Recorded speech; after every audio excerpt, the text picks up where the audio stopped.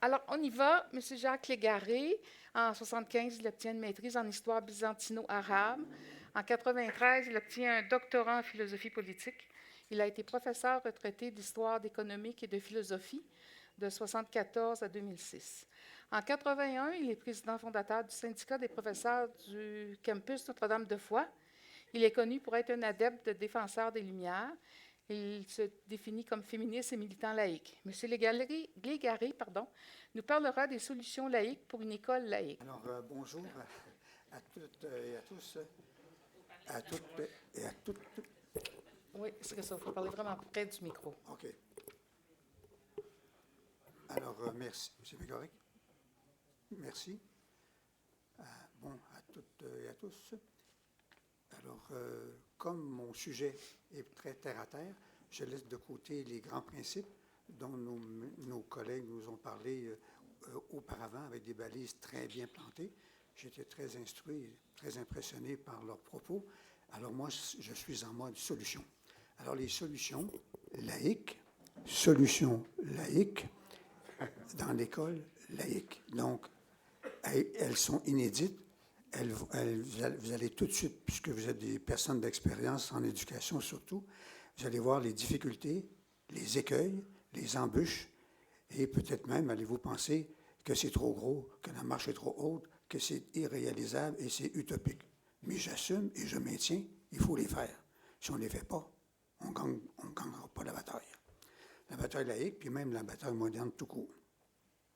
Alors, comme j'ai peu de temps, je ne fais que les énumérer. Les justifications, j'ai un texte de 57 pages que je vous donnerai, et là, vous pourrez voir les justifications qui sont assez longues, mais pour qu'elles soient probantes, alors il faut qu'elles soient assez élaborées. Surtout que les solutions demandent un effort important, un effort social et politique important. La première, c'est la pratique obligatoire de la lecture, chaque jour, par les élèves et les étudiants. Alors, c'est primaire, secondaire et collégial. Et lecture supervisée par les parents. Et la règle, c'est simple, c'est un livre par semaine. Un livre par semaine. J'avais même écrit une première fois un livre par jour. Et bon, pire, alors, quelqu'un me rappelait à l'ordre. Mais je suis allé voir... je suis allé voir un site de lecture des jeunes qui lisent. Ben, j'ai été impressionné. Il y en a un qui dit, je me suis tapé en une semaine Les Misérables, 1800 pages. Il y en a un qui dit, je me tape 4 à 5 livres par semaine. Certains. Alors là, on est en phase pas compliquée de la courbe normale. Alors il y a les passionnés, les passionnés de lecture. Puis il y en a, à l'autre bout de la courbe normale, ce sera les réfractaires. Et il y aura une bonne moitié au centre, la majorité, qui en feront plus ou moins. Mais si on maintient constamment la mesure au fil des décennies, alors vraiment, nous aurons une jeunesse cultivée. Et la laïcité qui est en bout de ligne, elle est en troisième lieu, parce qu'en premier lieu, ce sont les parents. Le deuxième, en aval, c'est l'école. Puis en troisième, encore plus bas, c'est la petite ligne toute récente de la laïcité qui est encore très fragile. Et le mur premier, ce sont les parents, c'est la famille. Et j'aurai des mesures directement sur la famille. Alors, bien sûr, pour la laïcité, mais ça touche tout le reste. Parce que la laïcité n'est qu'un ensemble tout récent, tout moderne, de la philosophie des Lumières, fondatrice de la modernité et de nos États démocratiques. Alors, un livre par semaine. Bien sûr, des livres proposés par les professeurs et l'école, même le ministère de l'Éducation. Et l'élève choisit selon son goût. Et ça ne doit pas être un pensum. Notre arrière-pensée, c'est d'en faire une passion. C'est d'en faire une activité. Et là, on va vaincre quoi? On va les sortir du web, où ils sont manipulés de toutes les façons. En les sortant du web, puis même les sortant des gangs de rue, ou des populistes, ou qu'importe, de toutes les influences néfastes qu'ils peuvent trouver dans la rue, la lecture sera véritablement un pôle salvateur, comme il a été par tant de gens. La lecture, et il faut se tenir, et pendant des décennies. Et là, on va gagner. Alors, on lit quoi? En 15 minutes, je ne peux pas tout dire, hein, mais préférence pour les classiques. Parce que les classiques modernes et gréco-romains, deux sont issus, le rationalisme, les sciences et toute la modernité, et même tout l'Occident, par les classiques. Alors, bien évidemment, tout le monde... les justifications sont dans les 57 pages. Alors, je vais passer brièvement. J'ajoute, pour les étudiants maintenant universitaires, ceux qui se destinent dans l'enseignement, ils ne connaissent même pas, j'en suis convaincu, la Cyropédie de Xénophon, moins 371 avant notre ère, et élève de Socrate. En plus, c'est un soldat, c'est un mercenaire. Un mercenaire, alors, il en a tué du monde, hein. Mais il a écrit le tout premier traité d'éducation de la civilisation occidentale. Et ce traité, je l'ai lu il y a 50 ans, exactement 50 ans, et je viens de le relire là, pour cet après-midi, et j'en ai sorti 17 règles pédagogiques d'une beauté éblouissante. Éblouissante. Si ce traité-là avait été à la base des écoles chrétiennes et toutes les écoles occidentales, puis même gréco-romaines, pendant 2300 ans, des centaines de millions d'enfants n'auraient pas été violentés, battus, méprisés et écrasés s'ils avaient suivi les principes d'une beauté, d'une grandeur morale incroyable qu'a écrit Xénophon, élève de Socrate. Puis en plus, c'est un gars brillant, il est aussi le premier économiste occidental. Alors, pour ça, la Cyropédie, pour les jeunes à l'université qui se destinent au professorat et à l'enseignement, pour qu'ils sachent quels sont les principes éducatifs qu'ils ne doivent jamais lâcher. Ensuite, et là, ça c'est le deuxième gros morceau, ça c'est mon gros morceau, des cours obligatoires, toujours obligatoires, hein, de psychopédagogie pour les parents. Bien dit, des cours obligatoires. On suit des cours pour conduire une auto, ben, bien sûr. Hein. On suit même des cours pour élever des chiens, puis on suit même des cours pour monter à cheval. Et on n'en suit pas pour faire des enfants, qui sont nos compatriotes pendant 80 ans. Ça n'a aucun bon sens. On est capable, ça se fait tout naturellement, bien évidemment. On peut conduire tout naturellement, mais on va faire moins d'accidents si on suit un cours. Et même avec les enfants, on fait moins d'erreurs. Et j'ai vu des bons parents, des bonnes personnes, faire des erreurs grossières en psychopédagogie avec leurs enfants, et ça leur reste au cœur pendant 60 ans. J'ai des bons amis qui m'ont raconté des choses que leur bon papa, moi je les connaissais, c'est du bon monde, là, mais ils font des erreurs. Alors un cours de psychopédagogie élémentaire. Et comment? 108 heures, échelonnées sur 18 ans, en 3 séances, de 0 à 6 ans. Alors, la maman enceinte commence déjà à suivre ces cours-là avec son conjoint pour la psychologie des enfants de 0 à 6 ans. Alors, c'est 3 heures par semaine pendant 3 mois. Je présume à l'automne, là, septembre, octobre, novembre. 3 soirs par semaine pour la psychologie de l'enfant qui s'en vient de 0 à 6 ans. Et là, ces cours-là, faits par, bien sûr, des spécialistes, des gens spécialistes de ces enfants-là. Puis le devis de cours, bien sûr, comme composé par eux. Et 6 ans plus tard, retour en classe, retour à la séance, pour les enfants de 6 à 12 ans. Pour les enfants de 6 à 12 ans. La psychologie, ce qu'ils sont, ce qui attend les parents. Voici ce qui va probablement se passer. Voici ce qui s'est passé chez d'autres enfants. Voici les petits écueils. Voici les choses que vous avez à surveiller.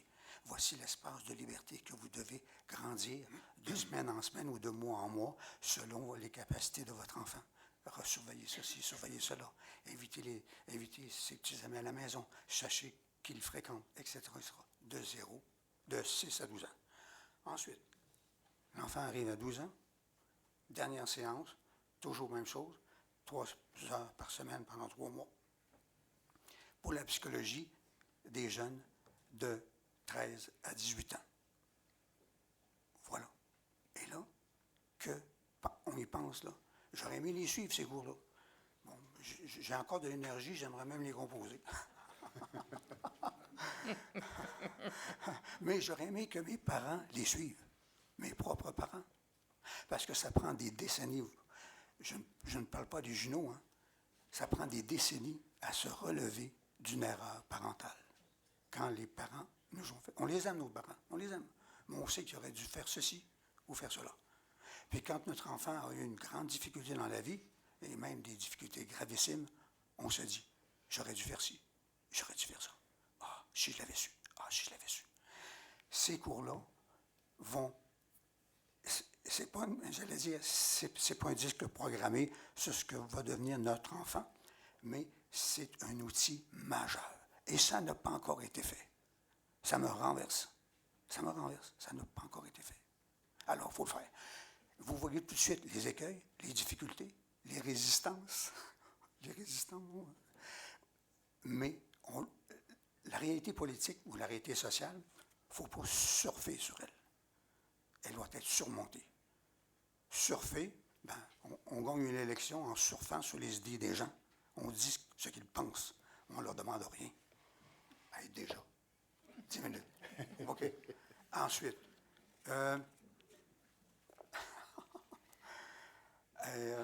des petits exemples. Bon, ça, c'était le gros morceau, vraiment gros. J'ai parlé longtemps, c'est le plus gros morceau. Les autres choses, ce sont des hors d'œuvre.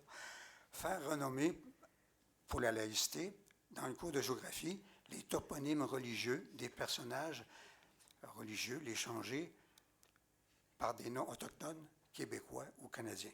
Mais les religieux n'ont pas enlevé ceux qui ne sont pas nés au Québec, ceux qui ne sont pas venus au Québec. Par exemple, Saint-Malachie, par exemple, ça sonne très mal en français, hein? Mais c'est un saint irlandais. Hein? Alors, on pourrait le changer pour des noms de personnalités autochtones québécoises et canadiennes. Une sexualité, ça c'est déjà fait, enseignée par la seule psychologie et la sexologie, sans référence aux textes et pratiques religieuses.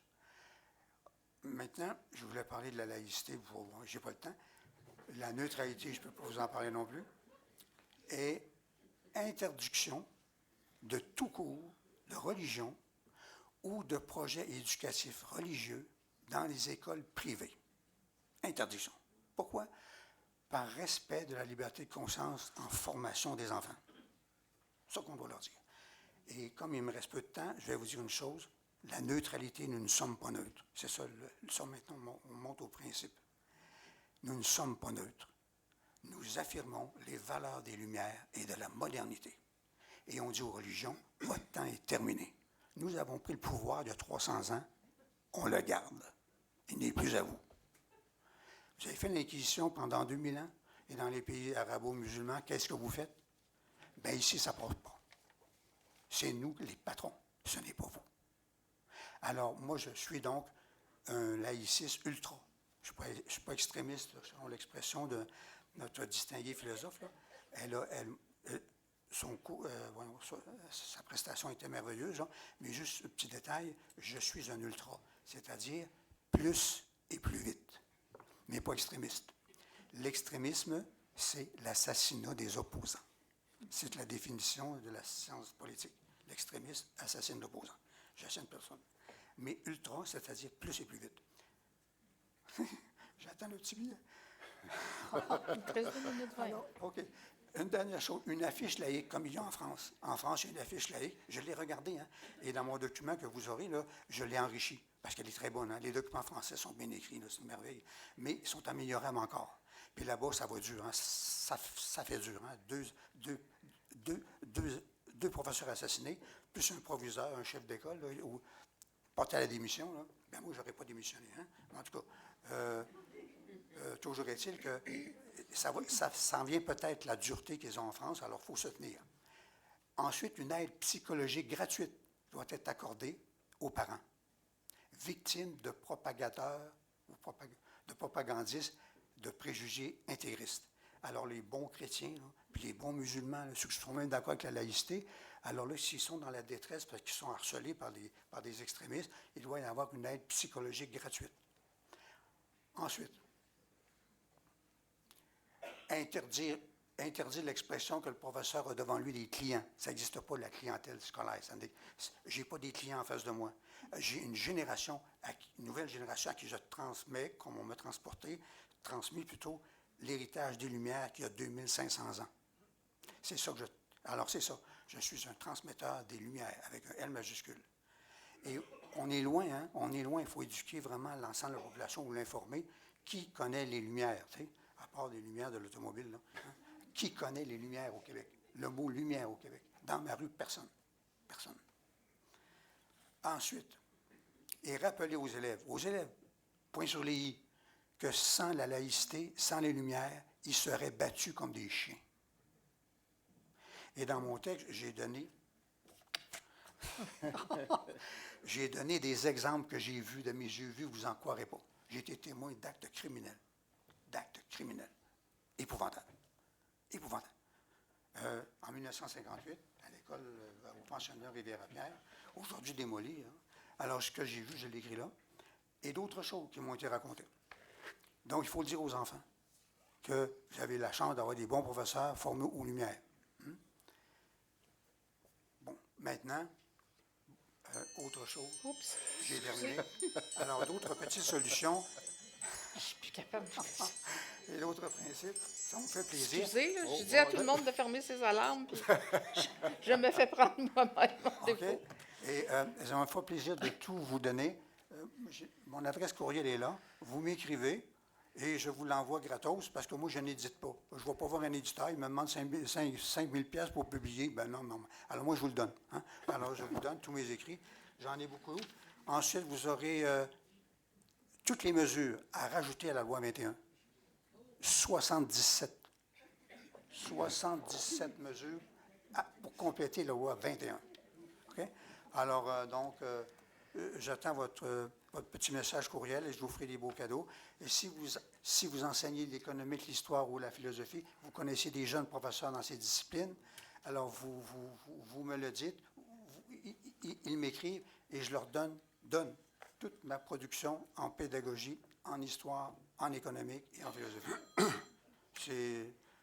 Merci beaucoup, M. Légaré. Voilà, ça me fait Donc, plaisir. Merci beaucoup.